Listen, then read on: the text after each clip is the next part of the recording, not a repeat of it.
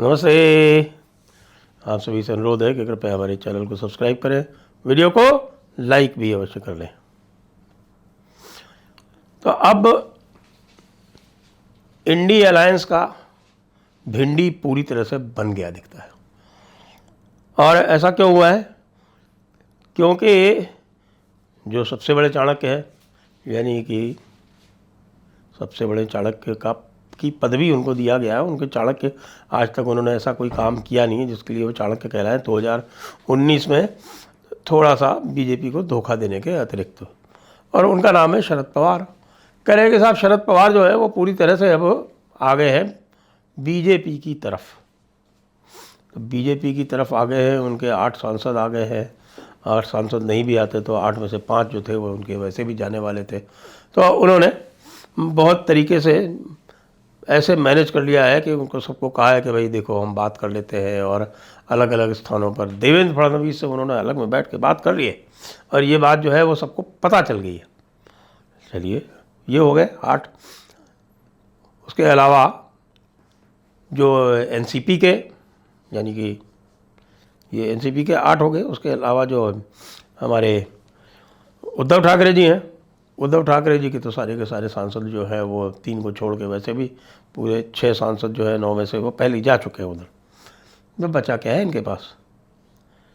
जो कांग्रेस के कुछ सांसद हैं महाराष्ट्र में वो भी ऊपर नीचे हो रहे हैं, लेकिन अब वो विप से बंधे रहेंगे तो उनके लिए कुछ अधिक चॉइस नहीं है। लेकिन कोई ना कोई जो है वो हॉस्पिटलाइज तो हो ही सकता है, यानी एब्सटेंशन के तो कोई ना कोई बहाने ढूंढे ही जा सकते हैं और वो करके वो उपस्थित नहीं हो तो कोई कुछ कर नहीं सकता। यानी हम ये देख रहे हैं कि जो 48 सांसद हैं महाराष्ट्र के, 48 सांसदों में से कम 35 सांसद जो है वो पूरी तरह से भारतीय जनता पार्टी के साथ में हैं, जिनमें से 19 उनके स्वयं के गठबंधन के हैं। फिर क्या बचता है?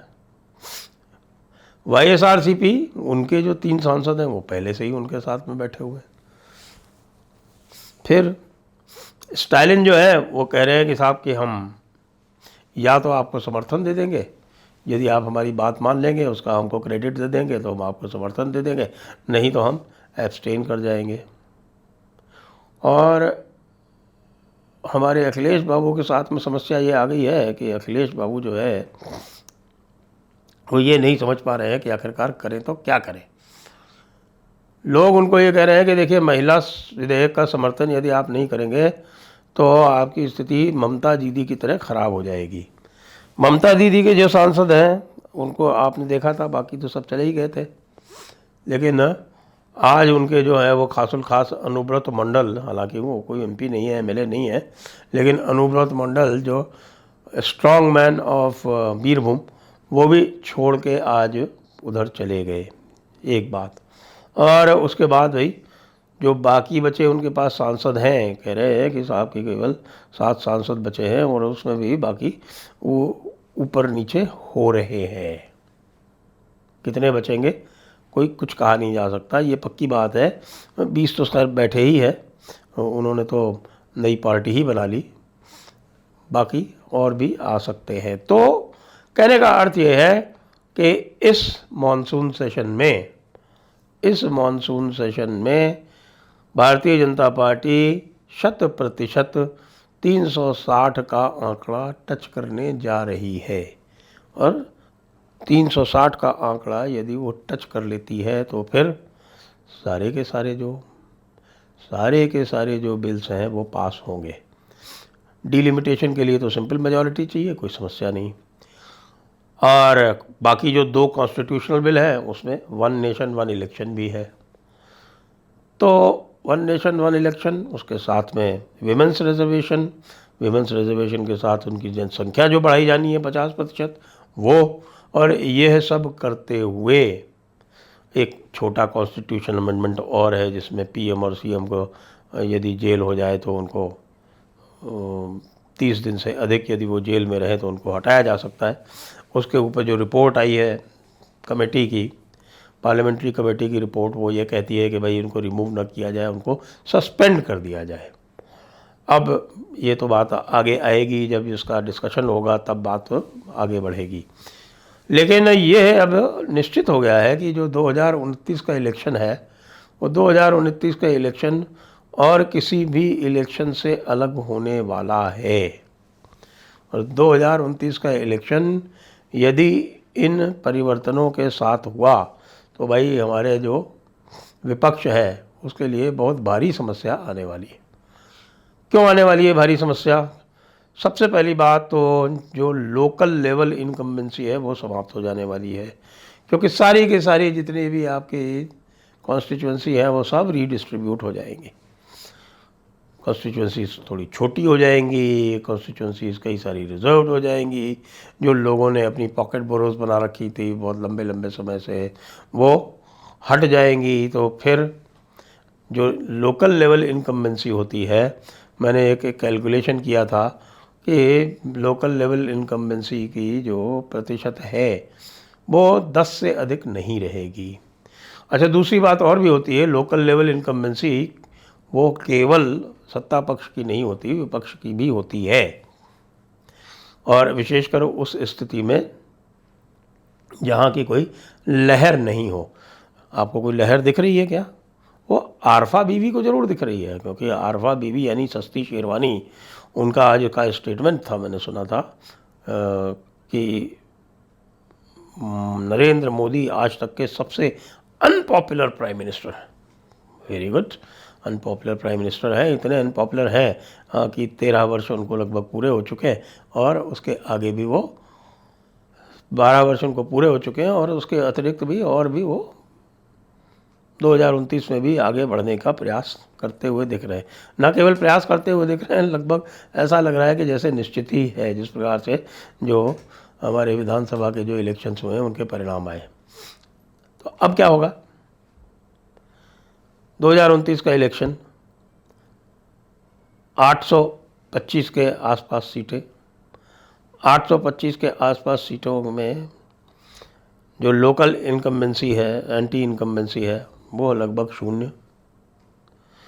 उत्तर प्रदेश जैसे राज्य जहाँ से 120 सीटें आनी हैं और 120 सीटों में मैं आज ही भविष्यवाणी कर सकता हूँ कि 120 सीटों में से कम 90 सीटें तो भारतीय जनता पार्टी की वहाँ आएंगी। बहुमत के लिए 400 से ऊपर सीटें चाहिए, बहुमत के लिए ही लगभग 415 सीटें चाहिए होंगी। तो 415 सीटें आप याद करें, 400 सीटें मांग रहे थे हमारे मोदी जी। अब लोगों ने 400 सीटें नहीं दी, 272 भी नहीं दी। अब जिन लोगों ने 272 से कम पे रोका नरेंद्र मोदी को, अब वो बेचारे जो है सारे के सारे इस समय खेद जता रहे हैं कि भाई हमने ऐसा क्यों किया। यदि हमने इनको 272 जीत लेने देती होती तो ये जो इस प्रकार से इन्होंने इनकी जो अचानक जो चेतना जाग गई है, जो ये गलतियां इन्होंने की थी 2024 में, थोड़ी बहुत उन सारी गलतियों को उन्होंने ठीक कर लिया। योगी वर्सेस मोदी वाला जो नैरेटिव चल गया था 2024 में, उसको बिल्कुल समाप्त प्राय कर दिया। आज की डेट में कहीं वो नैरेटिव दिखाई भी नहीं पड़ता। एक मानना पड़ेगा कि योगी वर्सेस मोदी का जो नैरेटिव चल गया 2024 में और जिसके कारण उत्तर प्रदेश में भारी नुकसान उठाना पड़ा और कुछ राजपूतों के मतों का भारी नुकसान उठाना पड़ा, वो पूरी तरह से नड्डा जी की और मोदी जी की और अमित शाह की देन था। उसमें योगी का किसी प्रकार का योगदान नहीं था। अब वो बातें हम कई बार कर चुके हैं, मुझे नहीं लगता कि उसको दोबारा दोहराने की आवश्यकता है। कहने की बात यह है कि अब वो पूरी तरह से चूँकि ध्वस्त हो चुका है, इसलिए इस प्रकार के किसी नुकसान की आशंका ना तो उत्तर प्रदेश के चुनाव में है और न आगे आने वाले किसी चुनाव में है, इंक्लूडिंग 2029।